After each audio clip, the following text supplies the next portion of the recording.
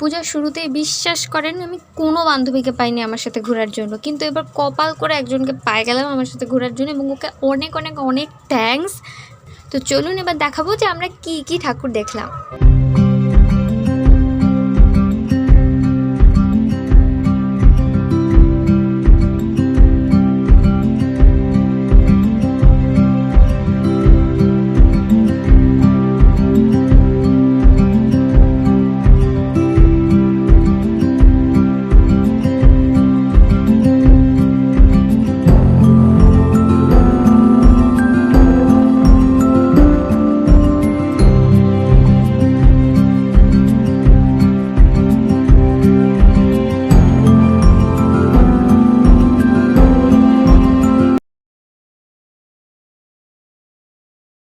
এবং শেষে কিছু ছবিও তুললাম।